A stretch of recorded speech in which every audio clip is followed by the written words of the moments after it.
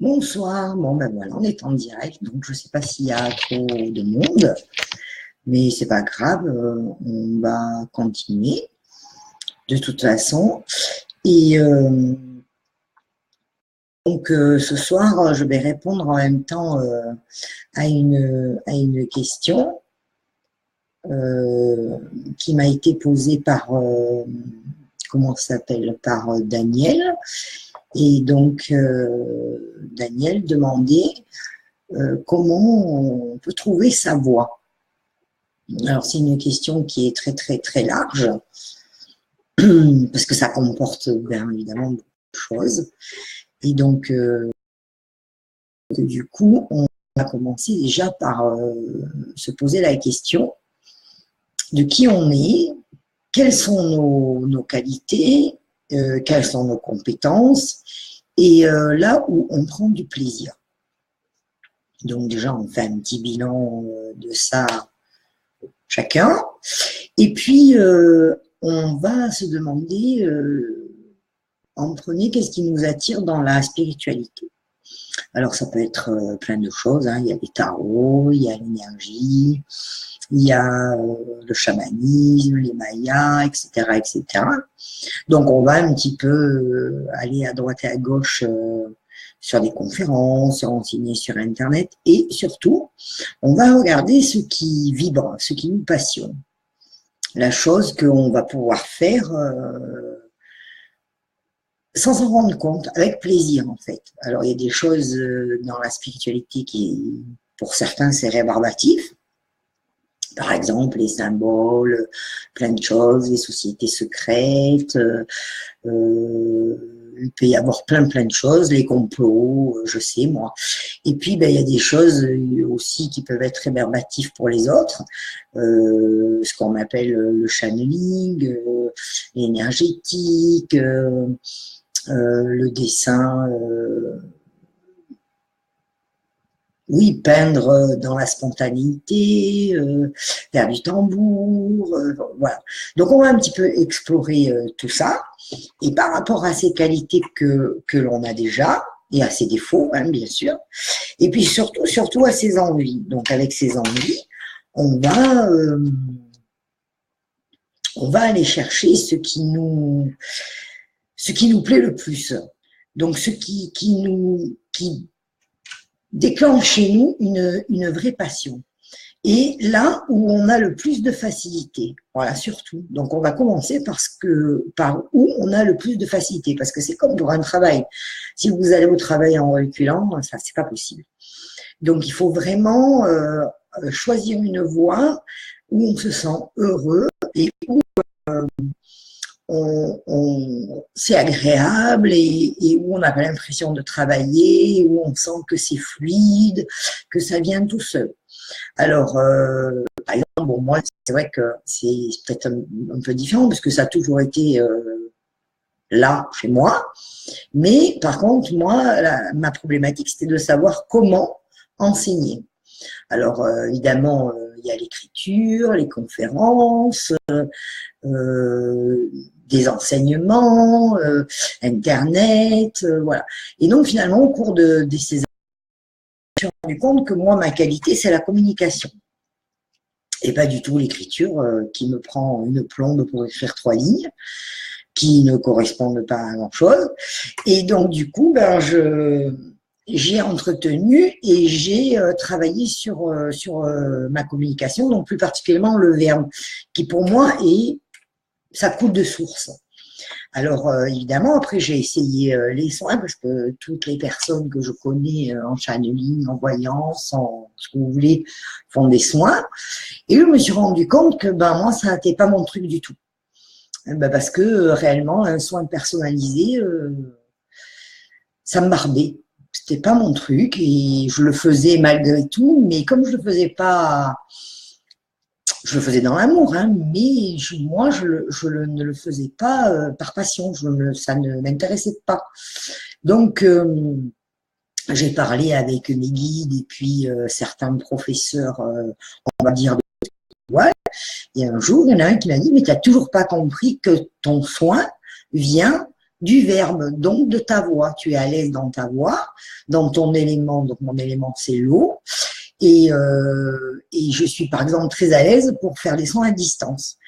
Et dernièrement, j'ai quelqu'un au bout de 11 ans qui m'a expliqué, sans rien lui demander, en fait, que mon énergie était particulière et que j'en avais beaucoup, beaucoup, beaucoup. Et donc, je pouvais la distribuer et que effectivement, lorsque vous écoutez une conférence, lorsque vous venez à un enseignement, lorsque vous écoutez là sur Facebook par le biais du direct, l'énergie se distribue. Et en fait, la vibration passe par ma voix et va dans mon intention qui est que vous serviez de l'énergie dont vous avez besoin et que je peux vous distribuer là où vous en avez besoin. Donc c'est vrai qu'il y a des gens qui sont très sensibles, donc du coup ils vont peut-être pas me supporter. D'autres, ils y vont, pour eux, ça va couler de source. Et puis, ils vont se dire, oh, je suis bien, je suis en pleine forme, j'ai compris plein de trucs. Parce que moi, ma voix, c'est vraiment la communication et le direct.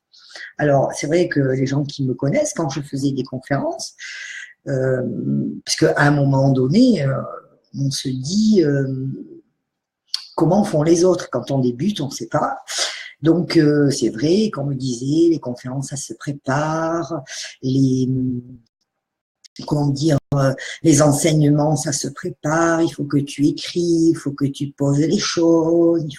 Et tous les amis qui étaient à mes conférences, que pour moi, c'est des amis, qui sont toujours là au bout de 11-12 ans, et ça marche. En fait, dès que je préparais, donc je faisais des vidéos, je faisais des projets pour faire des projections, pour expliquer. Le projecteur, il fonctionnait jamais. Donc un jour, j'ai un copain qui m'a dit, mais Magali, je comprends pas, tu reçois en direct, donc quel est l'intérêt pour toi de préparer? C'est nul. Parce que tu dois être dans l'instant présent, puisque on te parle en même temps que tu nous parles, en fait. Donc ça peut pas fonctionner. Et j'ai lâché prise avec ça, ce qui n'a pas été évident parce que apparemment je suis une des rares à faire comme ça. Donc certains thérapeutes et intervenants ne me comprenaient absolument pas. Et moi, je m'efforçais qu'ils essayent de me comprendre. Jusqu'au jour où bon, j'ai lâché prise. Et puis il y a eu des événements dans ma vie qui ont fait que j'ai dû lâcher tout prise en fait, le travail, tout parce que j'ai eu un gros problème de santé. Et donc, je me suis arrêtée pendant 4 ans. Et maintenant, donc, je recommence en étant bien dans mes baskets, en comprenant très bien quelle était ma fonction, comment je devais l'utiliser et rester dans mon individualité pour propager dans la multitude. Voilà. Donc, après, c'est vrai qu'on me demande d'expliquer qu'il y a la spiritualité, ça comporte beaucoup de choses. Alors, c'est vrai que c'est un cercle qui est un peu fermé, parce que dans la spiritualité, on entend tout, hein. Il y a toutes sortes de choses, chamanisme, maya, lémurie, les soins, alors maintenant il y a l'hypnose, la voyance, plein de choses. Mais ce qu'on oublie, et qui fait que les gens ont beaucoup de difficultés à trouver leur voie, c'est qu'il y a aussi beaucoup de choses du quotidien. Donc, c'est-à-dire que vous pouvez être spirituel en faisant une activité qui, dans un sens, n'est pas inclus dans le code spirituel. Par exemple, vous pouvez faire de la peinture, vous pouvez faire de la poésie, vous pouvez faire de la musique. La musique, c'est une vibration. Le dessin, c'est une image qui va se transformer et qui va pénétrer chez les gens par le 3e œil. Il y en a qui vont trouver des choses, d'autres non. Il y a le chant. Le chant, c'est une vibration. Il y a tout ce que vous faites avec passion. Voilà. Vous pouvez augmenter votre taux vibratoire. Vous pouvez, vous pouvez accéder à des niveaux spirituels dans votre quotidien, c'est-à-dire la peinture, dans vos hobbies, ce que vous ce que vous pratiquez avec passion. Par exemple, un jour, j'ai rencontré un monsieur qui, lui, écrivait. Donc, il dessinait des lettres hébraïques, des lettres musulmanes, et il rentrait en communication avec ce qu'il faisait, et il arrivait à un niveau de spiritualité et de vibration très haut. Il avait acquis une sagesse qui correspondait à son art et qui s'était ouvert sur plein de choses. Mais donc, il avait essayé plein de choses et finalement, il avait bien compris que c'était dans son art qu'il était le mieux placé. Donc, parce que vous savez, on peut, par exemple, dans le dessin, l'écriture, la musique, dans des choses vraiment des hobbies quotidiens, on peut imprimer une vibration. On peut imprimer quelque chose. Par exemple, si vous faites un dessin pour une personne, vous allez penser à cette personne, vous allez penser à quoi ça va l'aider, à quoi ça pourrait lui correspondre. Donc, vous mettez l'intention dans le dessin qui est pour elle. Donc, il y a une vibration qui est pour elle. Si elle est sensible à ça, eh bien, elle va trouver ça génial, extraordinaire, et du coup, ça va l'ouvrir. C'est pour ça que dans beaucoup de sociétés, on va dire, entre guillemets, secrètes, on explique un secret, qui en réalité n'en est pas un, c'est que pour entrer en communion avec son âme divine, il faut appréhender la beauté. Alors, c'est-à-dire que, par exemple, vous pouvez rentrer en communication avec votre divinité en regardant un tableau, parce que c'est quelque chose de beau, en faisant une sculpture, en regardant d'ailleurs si vous voyez un petit peu les sociétés, on va dire, secrètes, il y avait beaucoup de tailleurs de pierre, de peintres, d'architectes, voilà. Et donc, à cette époque, la spiritualité, elle est passée par un art de la symbolique dans l'art, justement. C'est la voie où ils ont placé à l'époque la spiritualité. Alors, la spiritualité, pour moi, ça ne veut pas dire grand-chose, parce qu'on a mis tout et n'importe quoi dedans. Donc, je dirais plutôt l'ouverture de conscience, prendre conscience de soi, de ce qui nous entoure et de ce qu'il y a plus loin. Donc ça, c'est très important. Et c'est comme ça qu'on peut choisir sa voie. Alors, ce qu'il faut comprendre aussi, c'est qu'en ce moment, on parle beaucoup du 1, je suis dans le 1, oui, mais ce qu'il ne faut pas oublier, c'est que vous êtes une individualité qui fait partie d'un tout. Et c'est votre individualité qui va former, avec toutes les autres individualités, des tout, un grand tout. Donc, il faut trouver votre voie personnelle. Vous pouvez peut-être l'arranger à votre sauce, parce que moi, ma voix, apparemment, c'est pas commun. Donc, parce que bon, je suis Chanel, d'ailleurs, il faudra trouver, ça c'est un nom qui me plaît pas, c'est une dénomination qui me plaît pas. Mais je vois, j'entends, je sens, je ressens, je vais à droite et à gauche. Et pour moi, c'est naturel. Je ne me mets pas dans un état de transe, je ne me mets pas dans un état spécial. Je discute toute la journée si j'ai envie. Si j'ai pas envie, je coupe le son, je ferme la télé. Et voilà, j'ai ma vie à moi, qui bien sûr est remplie de plein d'autres choses. Parce que quand on s'ouvre, on ouvre sa conscience, on va avoir envie de savoir des choses. Donc, on va aller chercher sur l'énergie, la symbolique, un peu le tarot, un peu à droite et à gauche. Vous voyez, moi, le tarot, ça marche pas. Ça me rentre pas. J'ai essayé la symbolique alchimie, j'ai essayé le tarot, j'ai essayé plein de choses et c'est pas mon truc. Mais par contre, je reste ébahie devant un tarologue qui vous explique, devant un alchimiste qui raconte son art. Je sais, extraordinaire. Mais chacun sa voix. Après, c'est vrai aussi que si vous avez tendance, par exemple, à m'écouter ou à comprendre plus ce que je dis, comme je suis Chanel à la base, que j'ai cette possibilité, j'ai remarqué que souvent on rencontre des gens qui ont la même possibilité, mais un peu endormis. Et donc, du coup, l'énergie que l'on transporte leur donne un petit coup de pouce. Et ça, j'ai remarqué plusieurs fois. Voilà, donc allez-y, hein, goûtez un peu à tout, voyez ce qui correspond avec vous, vos qualités, ce que vous pensez, vous êtes capable, là où vous êtes, pardon, là où vous êtes à l'aise dans ce que vous faites, et surtout là où ça vous donne du plaisir. Si ça vous donne pas de plaisir, c'est pas la peine. C'est pas votre voie. Et il y a plein d'autres voies. Hein. Il y a des gens qui ont la voie d'être docteur. C'est important d'avoir, comme on dit, le cœur à l'ouvrage. C'est important d'avoir des médecins comme avant, des médecins de famille qui prennent soin du patient. C'est tout un art. Il y en a d'autres, ils vont être photographes. Alors eux, eh ben, ils vont dans leurs photos relater la beauté du paysage, vous amener à une réflexion, vous amener à un moment de calme.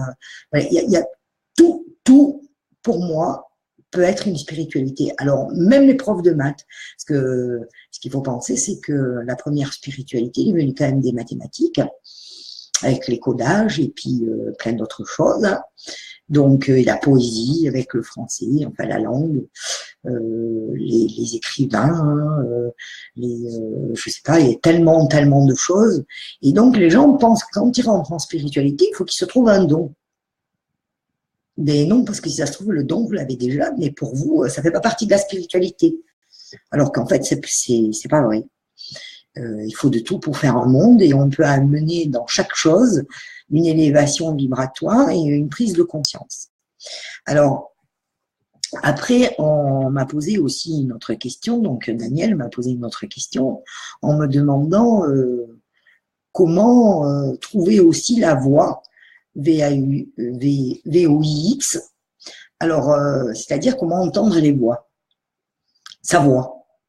Parce que on est nous dans l'humeur, mais il y a une petite copine divinité qui est à côté de nous, hein, qui est en nous, qui une partie de nous est cachée, qui des fois a envie de nous parler.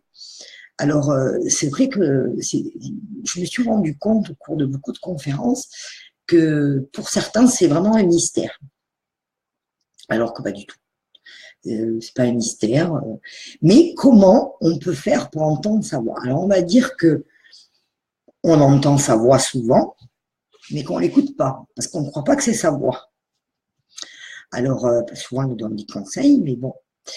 Alors, moi, quand j'ai commencé, je comprenais pas vraiment ce que c'était, parce qu'en fait, j'ai toujours été comme ça, du plus petit souvenir que j'ai de moi, par exemple, à l'âge de 2-3 ans, ben, j'écoutais déjà.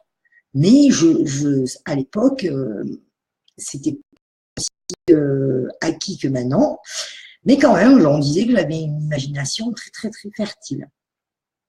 Et donc, quand ça m'est retombé sur la tête, on va dire, un monsieur, c'est lui qui m'a enseigné les 2 premières fois, et il m'a dit, il faut que tu écrives tes pensées. Alors, je dis, non, mais ça va pas être possible, parce que moi, des pensées, j'en ai toute la journée, je pense tout le temps, même quand je dors. Donc, il me dit, si, je te dis, tu vas prendre un cahier spécial, et avec un stylo, et tu vas marquer tes pensées. Mais moi, sur le coup, je n'ai pas compris. Donc, moi, j'ai cru que c'était l'écriture automatique. Puis scrimer pendant 15 jours à tenir le stylo sur le cahier, à faire des gribouillis, des trucs qui correspondaient à rien. Et donc, 15 jours après, il me rappelle, il me dit, bon, alors, qu'est-ce que tu as eu comme message? Je lui dis, d'abord, j'ai pas eu de message. Et j'ai eu que des gribouillis qui ne veulent rien dire. Il me dit, mais tu as fait comment? Je dis, j'ai pris le stylo, le cahier, j'attendais que ça marche. Il me dit, non, t'as pas compris. Je te demande pas de faire de l'écriture automatique. Je te demande de faire ce qu'on appelle de l'écriture intuitive. Je dis, et alors, c'est quoi l'écriture intuitive? Il me dit, tu vas marquer tout ce qui te passe par la tête, toutes les conversations que tu as dans ta tête, sans calculer si ça veut dire quelque chose ou pas. Et il me dit, tu vas te rendre compte au bout de quelques jours, quelques semaines, que finalement, ça veut dire quelque chose. Et voilà. Et donc, c'est comme ça que j'ai commencé à écouter ma voix. Et lorsque j'ai fait des enseignements, des ateliers, on l'a fait. Et ça marche, ça fonctionne avec tout le monde. C'est-à-dire qu'au bout d'un moment, même les gens sont surpris parce que c'est cohérent. Parce que même moi, je veux dire, j'étais surpris, hein, je pensais que ça allait être du blabla. Et au bout de quelques jours, j'ai écrit un texte qui m'a fait un peu peur. Et donc, j'ai fermé le cahier, j'ai dit, c'est mort, je ne fais plus. Et donc, il m'a dit, non, non, tu vas rouvrir le cahier, de toute façon, tu risques rien, hein, et tu vas relire. Alors, c'est ce que j'ai fait. Et bon, bah, je vous expliquerai, ça j'explique en principe en conférence. Et j'ai bien fait de relire, parce qu'en fait, c'est ce qui m'a donné peut-être l'envie, le courage, la foi, de continuer, et surtout de me dire que je racontais pas des bêtises, que c'était bien ce que j'entendais. Et donc, bon, bah, après, évidemment, j'ai eu, comme moi, c'est ma voix, j'ai eu un long apprentissage de 10 ans avec plein de péripéties. C'est pour ça que les gens qui me connaissent disent souvent Spielberg à côté de toi, c'est un petit. Parce que bon, j'ai vécu plein d'histoires, plein d'expériences, voilà. Mais alors après, c'est vrai, je pense que c'est pas donné à tout le monde d'avoir autant de plans d'ouverture. Mais je pense que par contre, c'est donné à tout le monde de pouvoir parler avec sa divinité. Je pense que ça, c'est tout le monde. Et puis après, il y a des gens qui sont capables, parce que moi, on me demande souvent, mais comment tu fais pour avoir une vie normale? Ben, moi, pour moi, j'ai une vie normale, hein, ça ne me choque pas. Quand j'ai pas envie, je coupe le son, je leur dis taisez-vous, j'ai pas envie de vous parler. Voilà, ça fonctionne, il n'y a rien de... Voilà. Mais après, c'est vrai, je peux comprendre que ça, c'est très déstabilisant. Et donc, ben, c'est pas tout le monde qui peut avoir cette voix-là. Mais par contre, tout le monde, ça, c'est sûr, peut entendre sa voix. Et j'avais une méthode en enseignement qui était très rigolote avec des enveloppes et des mots cachés. Et en fait, on s'apercevait que les gens, s'ils se concentrent un tout petit peu et qu'ils marquent leur ressenti, même eux restent un peu quoi de leur divinité qui leur dit ce qui ne va pas dans ta vie, quoi. Voilà. Donc, j'espère, Daniel, que ben, j'ai répondu à ta question. Donc, pour une première, bah, écoute, je vais te dire coucou Anne, puisque apparemment il n'y a que toi. Mais moi, je vis vraiment dans l'instant présent, encore plus maintenant. Et donc, quand on me dit de faire les choses, eh ben, je les fais. Donc là, aujourd'hui, on m'a dit qu'il fallait faire ce petit direct et de ne pas chercher à comprendre. Donc, ben, je ne cherche pas à comprendre, voilà. La seule question que je me pose, c'est comment je fais pour enregistrer ce direct. Je ne sais pas. Donc, ben, peut-être ça va rester comme ça et puis ben, je devrais refaire une vidéo. Je ne sais pas si ça s'enregistre ou pas. Donc, c'est pas grave, hein. On va, pour l'instant, on va laisser comme ça et puis on verra bien les autres fois comment ça se passe. Voilà. Ben écoute, Anne, je te remercie de m'avoir écouté. Après, je ne sais pas si tu as une question particulière. Eh bien, sinon, je vais donner rendez-vous à la semaine prochaine, peut-être mardi prochain. Oui, le mardi, c'est sympa comme jour. Donc, je le mettrai un petit peu plus. Voilà, je vous souhaite une bonne soirée. Et ben, préparez vos questions et je répondrai ou en petite vidéo ou en direct. Bisous, bisous.